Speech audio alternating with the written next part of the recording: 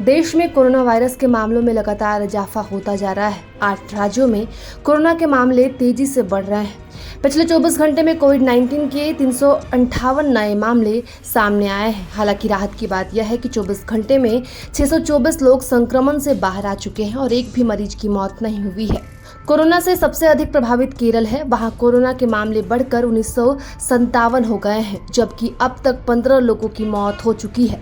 पिछले 24 घंटे में कोरोना के नए 7 मामले सामने आए और किसी भी मरीज की मौत नहीं हुई। 24 घंटे में 271 लोग ठीक हो चुके हैं।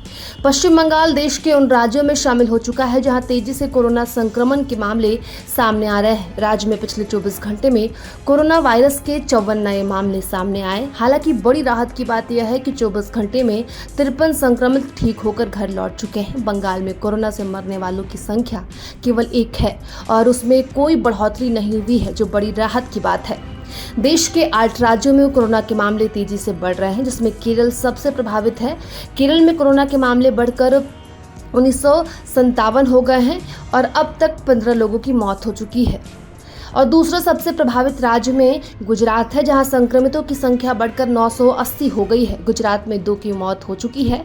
कोरोना से तीसरा सबसे प्रभावित राज्य पश्चिम बंगाल है, जबकि चौथे स्थान पर दिल्ली है, जहां कोरोना के मामले 228 हो चुके हैं और अब तक 7 लोगों की मौत हो चुकी है। 5वें नंबर पर महाराष्ट्र है, जहां संक्रमितों की कुल संख्या 607 है। 6ठे नंबर पर कर्नाटक है, जहां संक्रमितों की संख्या बढ़कर 423 हो गई है। 7वें स्थान पर उत्तर प्रदेश है, जहां कोरोना के 225 मरीज सामने आए हैं और अब तक 2 की मौत हो चुकी है। 8वें नंबर पर तमिलनाडु है, जहां संक्रमितों की संख्या 219 हो चुकी है और 6 लोगों की मौत हो चुकी है। वहीं स्वास्थ्य विशेषज्ञों के मुताबिक देश में कोरोना के ओमिक्रॉन वेरिएंट के 2 सब वेरिएंट हैं। इन दोनों वेरिएंट की चपेट में आकर लोग तेजी से संक्रमित हो रहे हैं। डॉक्टरों ने बताया कि ये वेरिएंट तेजी से फैलने की क्षमता रखते हैं।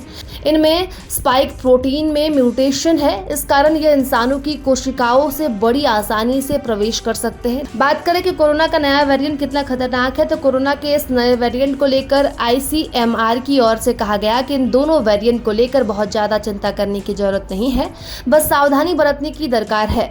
दोनों वेरिएंट पहले से ही भारत आ चुके हैं। ओमिक्रॉन के JN.1 वेरिएंट के उपप्रकार हैं। ये दोनों वेरिएंट बस तेजी से फैलने की क्षमता रखते हैं। चिकित्सकों के मुताबिक अभी तक ताजा मामले चिंताजनक नहीं है। सरकार और सभी एजेंसियां नए वेरिएंट पर नजर रखी हुई है।